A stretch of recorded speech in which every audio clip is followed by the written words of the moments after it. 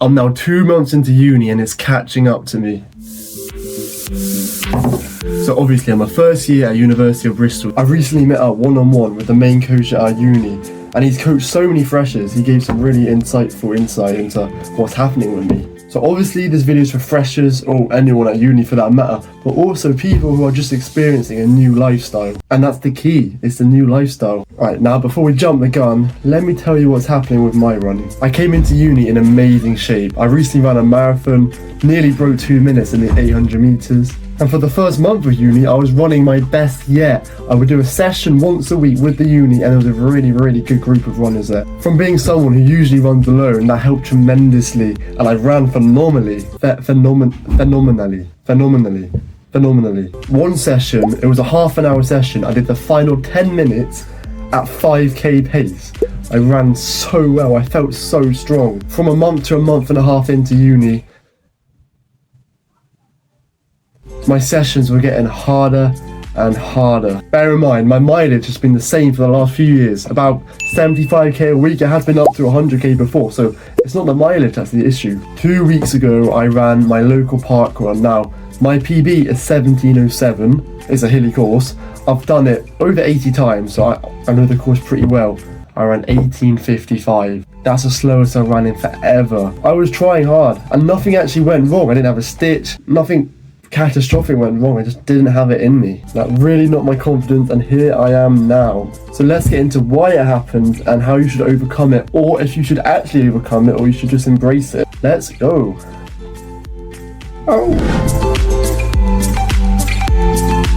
The reason for my worsening performance, and yours, is the accumulation of fatigue. You have to compare your previous lifestyle to your new one here to really understand why. See, before, I never used to go out. I would just run and go to school, and that was pretty much it. So you're at uni now.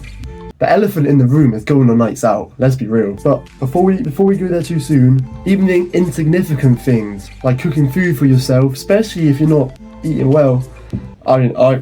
My diet's been pretty good, but if your diet, you get quick, easy, cheap food, that's not going to help with your recovery at all. Also, just being self-sufficient in general, looking after yourself, it is physically and mentally tiring, especially for someone who's not used to it. Yeah, not me though. I'm a big boy, I've been looking after myself. So I'm sure you're probably experiencing, you're sleeping more, but that's a sign of fatigue.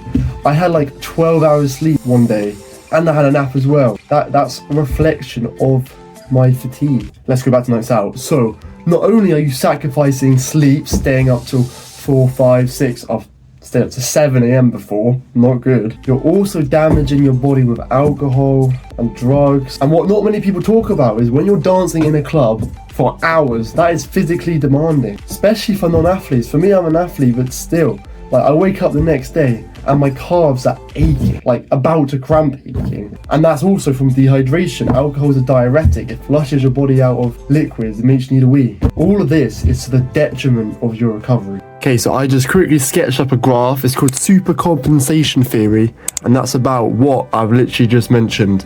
So when you train, your performance decreases initially. That's because your body is damaged. If I ask you to go on a run 2 hours after you already went on a run, you're not going to be able to run as fast. When you don't recover properly, overtraining occurs.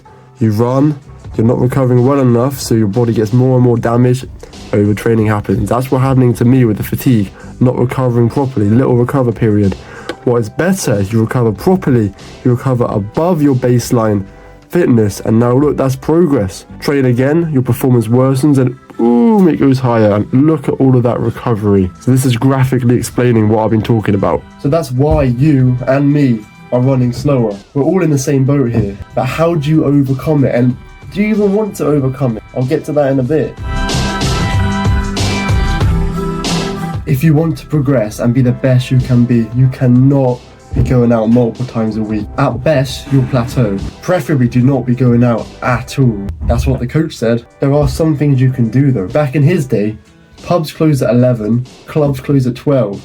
So you wouldn't be out that late anyway. Nowadays, clubs close at 5 a.m. Also, student night nowadays is every single night. People are going out every night. Back then, he would just go out on the weekend. So we have so many more opportunities to go out, and when we go out harder than the previous generation did. If you have a choice between a chill pub night with only a pint or two, or full-on club night, obviously pick the first one. You could be back earlier, less damage to your body will help you recover. So this should be a reality check for you. When I first heard it, I was like, damn, like, it's getting real now. And the coach mentioned this runner at my uni who's training to be a professional Ironman. He's got like an Instagram, like 50k followers, and he's training to be a medic. So that is a lot of work. He has to sacrifice going on nights out. And I'm like, I don't know if I want to sacrifice all of that. And that leads to the final thing I want to talk about.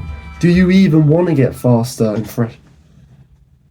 Do you even want to get faster in year one? See, I would rather sacrifice that 5k PB to be able to go out and be able to meet people. Obviously, you can meet people without going on nights out, but as you know, it does help. The thing is finding balance. You're not at uni forever, and in the grand scheme of things, it's like middle distance running peak is about 25 to 29 years old. I'm 19, just turned 19. I've got time. I would be willing to sacrifice 1-2 years of proper progress to gain my social life. Obviously, I've got to find a house, so I need to be able to meet people, and also for my sanity, be able to make friends. So I'll get to my plans. I want to, obviously, I'm going to keep on training this whole year, hard as usual, but I will still keep going out. I don't know how long term it will be this going out. This might just be, I'm sure it will die down. As the terms go by, I'll be going out less and less and less. Second and third year, who knows how much I'll go out, but I'm only at uni once.